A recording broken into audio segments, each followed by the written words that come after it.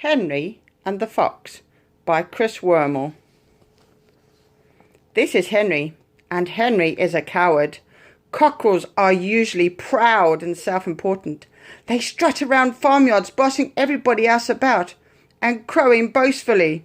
But not this one. Look at him. What a miserable-looking cockerel. His crowing was awful.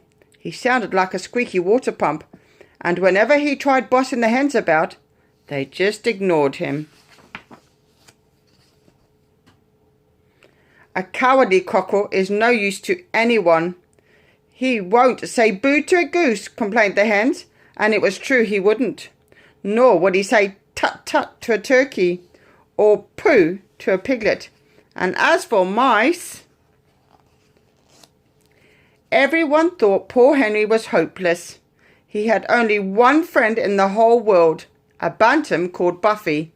She was the smallest hen in the farmyard and was picked on and pecked by all the others, so she was miserable too.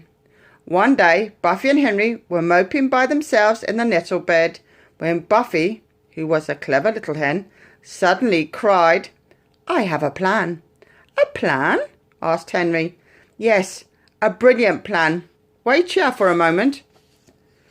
Henry watched as Buffy ran across to where the farmer's wife had just hung out the washing. She jumped up and caught hold of a long red sock, which she tugged and at last pulled free of its peg. Then she dragged it back to the nettle bed. "There, what does that look like?" asked Buffy. A rather damp red sock," replied Henry. Buffy sighed and shook her head. "Here, hold it open while I fill it."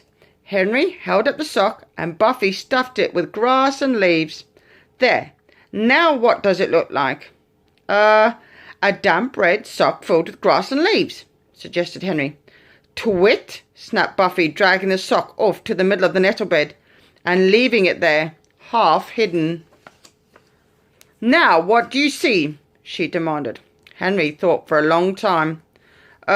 A damp red sock filled with grass and leaves hidden in a nettle bed," he said.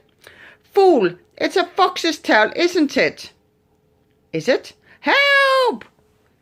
Henry jumped at the word fox. "Yes, it's the bushy tail of a fox who's sleeping among the nettles, a fox that you, the brave cockerel, are going to chase out of there." "Am I?" asked Henry, rather surprised. "But I'm not oh, I see. What a brilliant plan, Buffy. I said it was, didn't I? Now, we just need one last thing. What's that?" "The red woolly jumper hanging there on the washing line." "Oh, I won't be able to pull it down. You'll have to."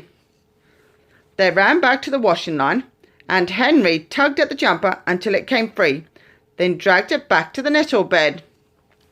"There," said Buffy, arranging the red woolly jumper beside the stuffed sock in the middle of the nettles. "Now, stand back over there and tell me what you see." Henry had got the hang of it by now. "I see a fox," he replied, "a big bad fox, sleeping in the nettle bed." "Bravo!" cried Buffy. "Now, you wander off, and presently I shall raise the alarm, and then, well, you'll know what to do, won't you?" "I will," said Henry. It was a brilliant plan, wasn't it? And I'm sure it would have worked perfectly, only there was one problem. Actually, there were two problems. The first was a large red hen called Rhoda. Rhoda was strutting around the farmyard when she noticed the odd goings-on over at the washing line, and very quietly she crept up and hid behind the wall next to the nettle bed.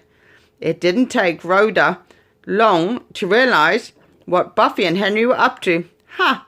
Silly fool," she chuckled to herself. "We'll have some fun now." And she went off to tell the other hens what she had seen. The other hens were scratching about in the corner of the paddock when little Buffy Bantam came running over, crying, "Help, help! A fox, a fox!" Rhoda gave them a quick big wink. "Oh, help!" she exclaimed. "Whatever shall we do? Who will save us from this terrible fox?" At that moment Henry appeared. "Don't panic, ladies, don't panic," he crowed. "I'll take care of this. Now, Buffy, where did you see this pesky fox?" "In the nettle bed," cried Buffy excitedly. "He's asleep in the nettle bed."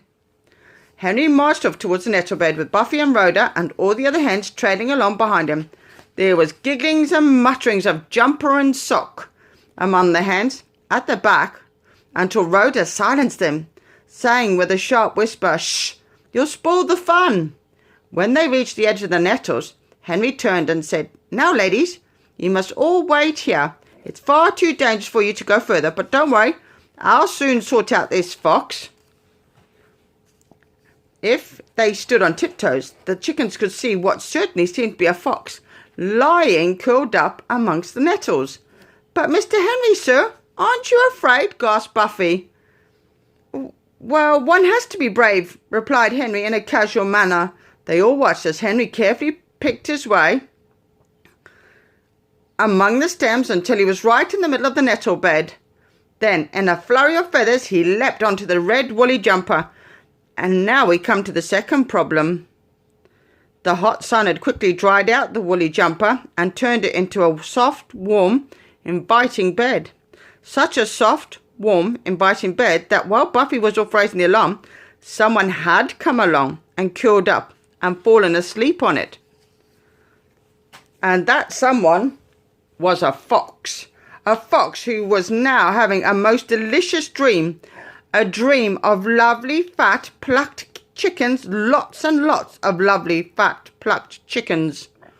He was just getting to the good part, the gobbling up part, when the dream suddenly turned into a nightmare, and all those lovely, fat, plucked chickens got up and jumped on top of him.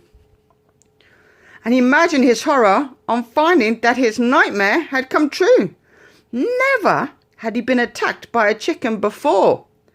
Poor Henry got a terrible shock when the red woolly jumper turned into a real fox. He opened his beak to scream, only that's not what came out. What came out was a glorious cock-a-doodle-doo right in the fox's face. The fox ran for his life, and Henry would have run for his life, but his legs were too wobbly. Buffy and Rhoda and all the other hens were struck dumb with amazement until Buffy cried at the top of her voice, "Bravo!" After that, the chickens never called Henry a coward again, and indeed he really seemed to have changed. He'd gained a certain confidence and would even venture a boo at the geese or a tut-tut at the turkey, and woe betide any piglets that gave him trouble. Though he was never bossy, he made sure no one ever picked on little Buffy Banton again. Best of all, he'd learned how to crow, and every morning he repeated that glorious cock-a-doodle-doo